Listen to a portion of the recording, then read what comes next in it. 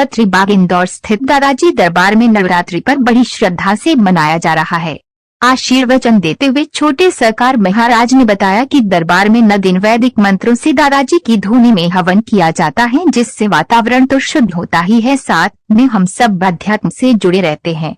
दर्शन का लाभ प्राप्त करने के लिए मध्य प्रदेश शासन की पर्यटन एवं संस्कृति मंत्री माननीय उषा ठाकुर भी उपस्थित थीं, जिन्होंने अपने विचार व्यक्त करते हुए दादाजी दरबार को आध्यात्मिक तपोस्थली बताया। यहाँ पर खास बात यह है कि भोजन प्रसाद केले के पत्ते पर परोसा जाता है। भजनों की प्रस्तुति का भी देर रात तक भक्तजन आनंद लेते हैं। इंदौर से संदीप सोनी की रिपोर्ट।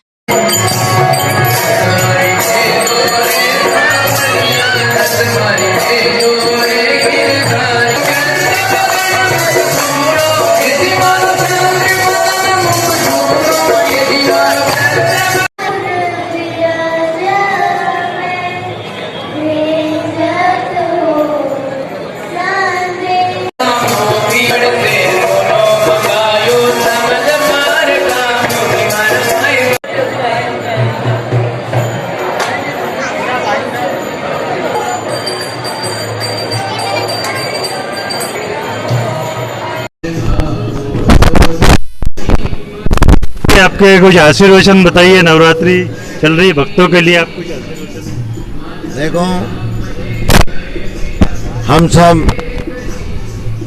हम सब लोग जो हैं नवरात्रि मना रहे हैं और नवरात्रि में दुर्गा सप्तशती के मंत्रों से हमारे हवन होते हैं।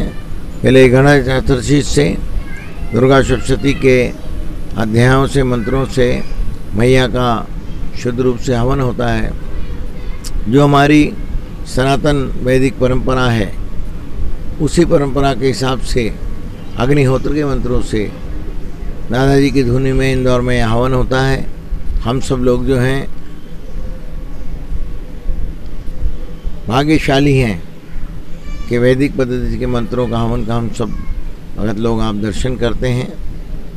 और हवन की अग्नि, हवन के धुआं जिन जिन को लगता है, उन सब की मनोवृत्ति बदल के भगवान में, गुरु महाराज में, ईश्वर में आस्था बढ़ती है और सद्बुद्धि का प्रसार होके विवेक कर्म करने की, सत्कर्म करने की प्रेरणा मिलती है। यही दादाजी की कृपा है कि उनकी अखंड धुनी में जब कोई नरियल भी चढ़ाता है, उससे उसके कार्य सिद्धि तो होती है। कार्य सिद्धि तो बहुत छोटी बात है, लेकिन आत्मिक कल्याण होता है।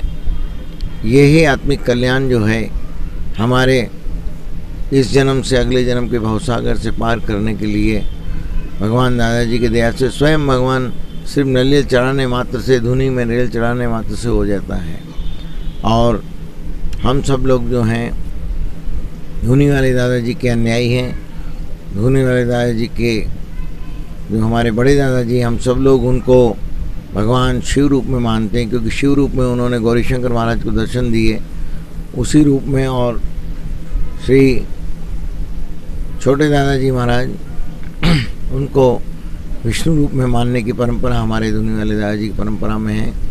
हम सब लोग जो हैं दादाजी को ही शिव रूप में मान के और उनकी कृपा की दृष्टि चाहते हैं कि उनकी कृपा की दृष्टि हो, जिससे इस जीवन में जिस लिए आए हैं वो सब हम भगवान और जो सनातन परंपरा के हिसाब से होना चाहिए वैसा ही हमारी बुद्धि में प्रसार और मंगल रूप जो है भगवान स्वयं अपना अदृश्य करें।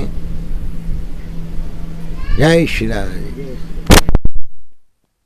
धन्यवाद आपका, आशीर्वाद बना रहे आपका।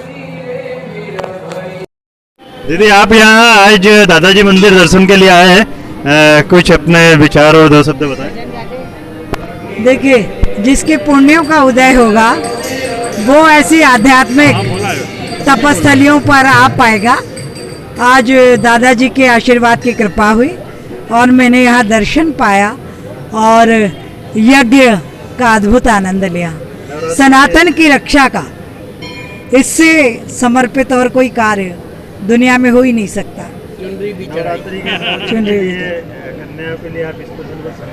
मैं सनातन धर्म की हर बेटी से हाथ जोड़कर प्रार्थना करती हूँ कि दुर्गा का साक्षात विग्रह बन जाओ। जब तुम भोजन बनाओ और लोगों को कराओ तो अन्नपूर्णा बन जाओ। तुम बच्चों को पढ़ाओ तो माँ सरस्वती बन जाओ। पर जब तुम समाज में अत्याचार अनाचार देखो तो दुर्गा का साक्षात विग्रह बनकर खड़े हो जाओ। हमारी भारतीय संस्कृति हमको यही शिक्षा देती है। और दोनों नवरात्रि शक्ति की साधना का पर्व है। मैं बेटियों का आह्वान करती हूँ, बड़े दंड चलाना सीखो, उनके साथ गरबा करो, तलवारों के साथ गरबा करो। अपने शील, चरित्र और जीवन की पावनता को बनाए रखो। 21वीं शताब्दी का जगत गुरु भारत इस देश की मातृशक्ति को ही गढ़ना है। सबके चरणों में दादाजी के आशीर्वाद से यही प्रार्थना है।